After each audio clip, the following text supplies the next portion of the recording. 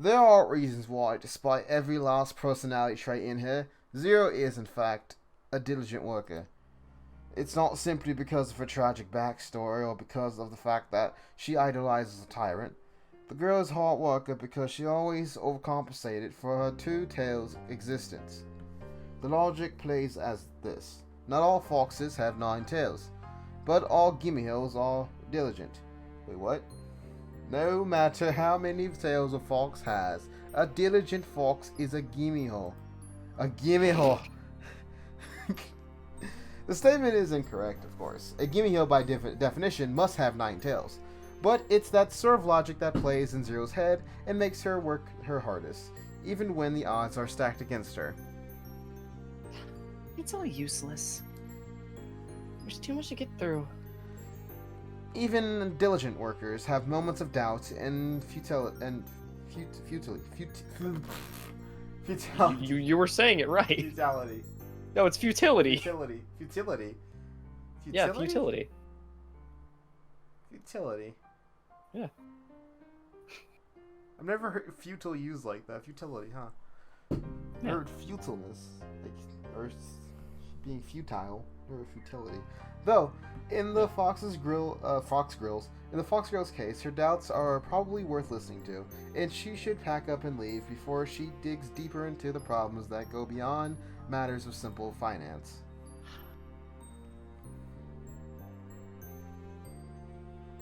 Sorry, I was yawning. But I can't give up. I have people who are depending on me. By people, Zero obviously means Lucifer. Everyone else she neither knows nor cares about. If she did, perhaps she would consider these needs first and put an end to the witch hunt. What am I gonna do? Gimio's head slams down onto the open file.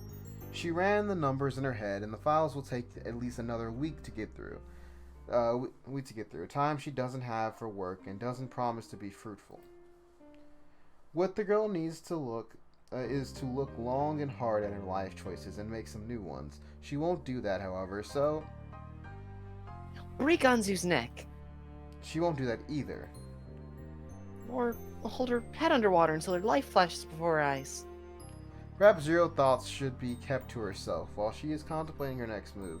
The most important thing is, in the next few moments, everything will become clear. That's it. I'm taking this straight to the head. I'm not wasting my time in here for any longer. If the fox had waited those few minutes, she surely would have experienced something more pleasant than what she's running towards now. The only thing that is encountered is fated to achieve that. The only thing that is encountered is fated to achieve is more headache and perhaps some heartache as well. Celios! Zero bursts through the archive doors and, in a way that is befitting of a guest, shouts across the room, and her chest puffed up and her nose up high. I demand to speak to Anzu. The silence persists, and Zero's puffed up chest begins to deflate. Celios? The Ymio walks further into the room, but finds no one within it. Just when you think you know a guy, he just up and leaves. Celios... When is Celios not? A presence lurks behind her and suddenly catches a metallic scent of fresh blood in the air. When I'm at lunch is the answer to your question. Zero turns back into the desk and putting distance between Celios and herself. The vampire never seems to be comfortable distance away. It always left to Zero to put him in his place, an overall fair distance away, where the stink of the pale man's bad diet can't abuse the girl's nose for a moment longer than necessary. What brings you to the archives? I thought you had all the things you needed already. I demand to speak to Governess Anzu. Is that truly wise? The vampire raises a brow, which is less effective when the other is already raised. It just makes him look more shocked and perplexed. That's for me to decide. It's best not to poke fires with your bare hands. It wouldn't be good for anyone who's involved. That's not my problem. I'm here to do a job and I'm going to do it. Now, take me to Anzu. If you want to speak to the governess, then why did you come here? Zero opens her mouth, wanting to think of a better reason than the truth. When none came, she declares her reason with pride. I got lost. Of course she did. Better to get this over with now then. And now the fire department's coming. The fire department's trying to kill everyone.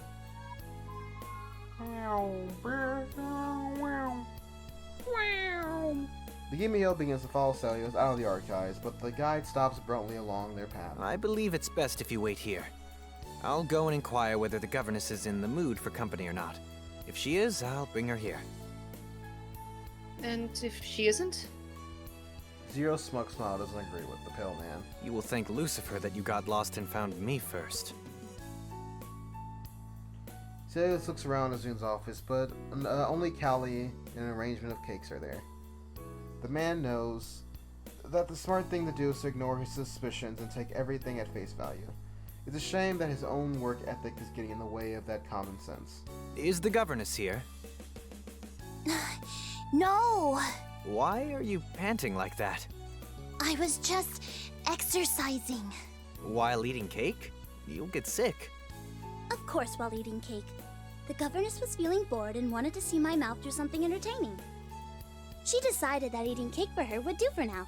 Then she had a great idea. If I ate cake while doing jumping jacks, I could eat twice as much cake for her, and... So Governess Anzu is in here. Callie's voice squeaks in surprise as she realizes she's been tricked. Oh, Pet, we've been found out. Where were you? Was she just hiding under a desk? Was she like behind the curtain? She has that type of fetish where she likes watching. She's in the corner. Yeah. She's like in a Yeah. closet. Yeah. Do jumping jacks while eating cake. Yeah, that's Do right. it for me. Do it for me, yeah. The raven-haired woman walks into view, clearly happy that her little game of hide-and-seek was just as fun as she thought it'd be. I'm sorry, governess. About what? You played your part beautifully. That was a very good trick, my lady. Was it not? The woman laughs again. Slowly, the other two laugh with her, albeit without the same understanding of what exactly is so funny.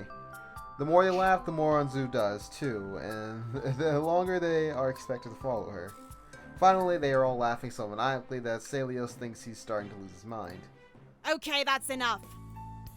Anzu says with sudden amounts of seriousness, her face dropping into an irritated scowl. Why have you come What here, is wrong with Celios? her? The auditor wishes to have a word with you. Why are you here, exactly? I don't recall instructing you to do her bidding. It's tea time. You would have been displeased if she had disturbed you. Right you are. Governess laughs to herself. She's starting to think Celios does his job well, just to annoy her. She cannot reprimand him if he does nothing wrong. She mused over the thought while picking crumbs off Callie's clothes. Moments pass, and a delightful thought comes across Succuba's mind. I will see her after all. She must be quite lonely. The woman chuckles once more as she watches Callie's face crinkle in displeasure and then instantly try to hide it. That is very wise of you, my lady. I'll be back with you soon, pet. Come now, Celios. Let us go see what games the fox wishes to play today. Right this way, Governess. Fox! Anzu calls out loudly, much of the vampire's obvious charge. Why is this becoming a habit? And of all places, why in my archives? Anzu, I'm glad you're here. How familiar. I never realized we were on a first name basis, Fox. She meant nothing by it, I'm sure. What do you want from the governess? Please, speak quickly. Having Anzu in the archives is the last thing I want right now. Yes, do tell. I am quite interested to hear it. I need the files on the lower tier collectors. They're not here. Not this again. I'm doing my job. Oh, Like, what, is that doing my all job? you want? Oh, Couldn't- God.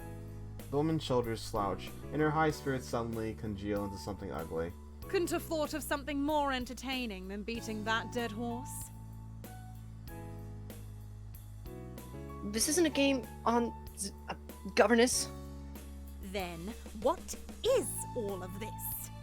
Your presence is really starting to irk me, Fox. Not only are you persistently in my business, but you're about as fun as roadkill. Actually, I take that back. Roadkill would still be more fun than you. The black-haired woman thinks about it for a moment longer. A bubble of joy blows up inside of her, strong enough that she can smile and bop her shoulders up happily. Come along then, let's get your files. Or maybe yours, my governess. Lower tier, lower tier. Anzu mutters to herself while Zero sits on the couch as she was instructed to do, leaning back inconspicuously to get a good look at the second part of the room. There is no door protecting it, just a set of heavy velvet curtains that are too long and pull at the threshold of the doorway. Did you want something else? The governess calls from inside the little room, shuffling folders around. She busies herself putting all the files that are on the top shelf in the bottom, vice versa. Just the files that I requested. What about the lower mid-tier? I heard they had a very good quarter last year. Or the red files? I don't know what they're for, but Carly organized them, and how beautiful! They have little petals inside to keep out that old book smell. Oh, my pet is so very thoughtful. No, just the... I haven't seen this in a while. Anzu walks out holding. She has God, she has fucking damn it, ADHD. Anzu. She says ADHD. That's really just it. Her in personality trait, she has ADHD. Anzu walks out holding a small jewelry box. This holds Carly's teeth. Oh! This holds Carly's teeth. This holds Carly's teeth. You keep her baby teeth in your office? No, that would be awfully strange. I keep her adult teeth here. She often breaks them during our games. It's a good thing they grow back so quickly, or else she would look dreadful. Anyway, perhaps I can help you look for the files if you're having trouble locating them. There's no need. I found them already. They're right on the table in front of you. This woman says, under the cake stand and teapot, a stack of green files are being used as coasters. After the last time you asked for them, I had that little one check them over. I'm surprised you even want them. They're very boring.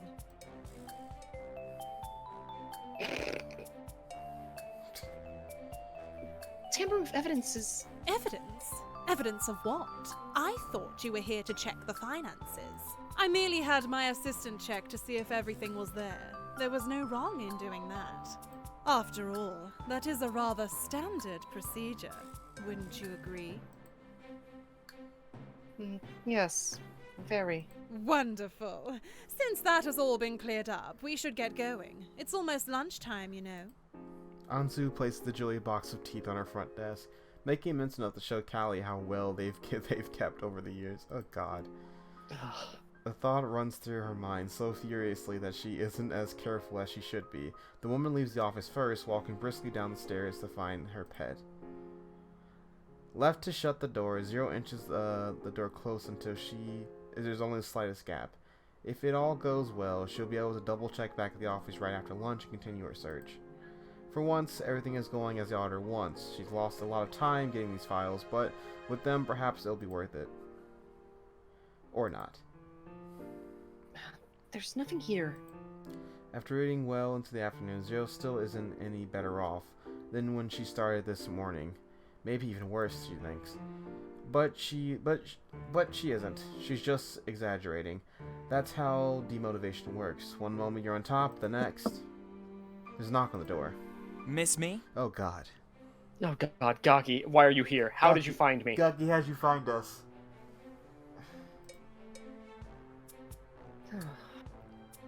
A hole in my head, lice, unpaid overtime. Lice, unpaid overtime, my old neighbor who used to have really, really loud. Huh? Those are all the things I missed more than you. Ugh! That hurts! I went and bought you a gift and everything, too. Gaki plops himself on the edge of the work desk, holding an apple under her girl's nose. Secondhand gifts. How sweet of you. Some girl gave it to you, and now you're giving it to me. Zero takes the apple and bites into it, smugglingly sarcastic look on her face. And that's when she found out that he drugged her. She doesn't really believe that even a guy like Gaki would be so low as to palm off such a humble gift to another woman.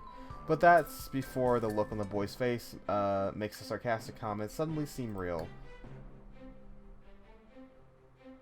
It is, isn't it? Well... Zero throws the apple at the Kitsune's head, the fruit suddenly not as delicious as before, even though she swallows the bite in her mouth and is kind of regretting throwing it. Hey, I was joking. Mother gave it to me. Said I should give it to that nice-smelling fox I've been hanging around with. Mother can smell your pheromones all over me, and she says that I should strike while the iron is hot. By hot iron, she means your ovulating love canal. Gaki. Gaki. Mother. Fucker. Okay. Is that how that works? The girls leak out their vagina pheromones onto you? No. I don't believe so. I'm just gonna... Let's just keep moving. You're so with a girlfriend. Can you confirm that Gaki's logic is correct? You have a girlfriend. Stop deflecting, Garrett. I'm just waiting till you hit the button again. And to take ovulating love canal off the screen. Zero shoves disgusting pervert off the desk. The fox blade tumbles downwards before his instincts kick in. He lands on the ground in a low pounce. You could have hurt me! That was the idea, idiot. Gaki smirks, always being the gentleman who believes in any reaction's a good reaction. The harder you push, the harder I come. That does not sound good. He winks, standing up at his full height and waltzing around the room. So, did you come here for any reason in particular? Vroom vroom. I wanted to tell someone about this girl I just met in town. She had the kind of ass that you just want to play patty cake on. A little like yours, but with more oomph, you know? More donut than bread roll. So, when I was... What? Wait, I know he's about to hit her. I know he's about to hit her, but what? More donut than bread roll? I don't know, James. Because donuts... Donuts are most certainly... Oh, is he saying that... Because bread rolls are thicker, but he's saying, like, if you put a donut, like, on its side, like the curvature of a donut? I don't know, like James. I have no fucking idea. Gaki is a mystery. Oh, Pass. Wait, but I was just getting to the good part. Don't want to hear it. Aw, but whom else shall I tell of my exploits if you won't listen? I wanted to tell Anzu, but apparently she's out playing hide and seek with Callie. I have to say, I really envy that woman sometimes. I would give my right arm for a live-in, but Mother simply won't allow something so lowbrow, as she puts it. It's a curse, being born the son of such an illustrious family. The last son, which is as good as not being born at all. Not when I only have sisters. Ah, but I found out something interesting in your family life, in your family file. Not only is Gaki not your first name, but there are 2 masters in your house, not just one. Yes, myself and my soon-to-be late father. Why bring that up? Zero pulls his family file from beneath her latest stack. She had been hoping she'd get the opportunity to smear this little juicy piece of information in Gaki's smug face sooner or later. Lady and Lord Gakilian, or Gaki for short, have 3 daughters and 2 sons, and you are the last son. Ha! My brother is a diseased scrotum who should have been drowned at birth. We don't like to talk about him. What the balls? Says here that he was an honorary commander during the 100-Year War. Filthy propaganda. If a coward can be a war hero, everyone else thinks they can too. And that he's betrothed to the tastiest widow in the whole district? She's a squawking harlot who's had everyone already and decided to settle for my brother because of his money, even though his face looks like a shit smear on a horse's arse. And it seems that your mother is also. Gaki tears the folder from the girl's hands, looking through it and to find the disgusting lie. There's nothing but soul counts in here. I know. Celios told me all of that. Why did you lie to me? I didn't lie! He shouts back at her, his face blanched in blind anger. Slowly it fades. Nothing less, it's hard to pretend that it was never there, which leaves a bad taste in the girl's mouth. Your name's not even Gaki. No, it's not. What is it actually, then? The foxboy remains quiet, pouting away the anger that his brother's memory churns in him, until Zero touches his hand and all those negative feelings vanish from him. Like a switch goes off in his head, Gaki's regular charm comes back to full force. Okay. That, my sweetest beauty, is a secret I'll only reveal when we are married. When? Of course! I must marry the only twin-tailed Gumiho in all of hell. I mean, how amazing would that be? I don't know which is worse, your patronizing tone or the fact that you honestly think I'd marry you. They're as good as you want them to be. The overconfident man smirks, pressing his fingers to the otter's mouth and stealing a kiss as he presses the same fingers to his God!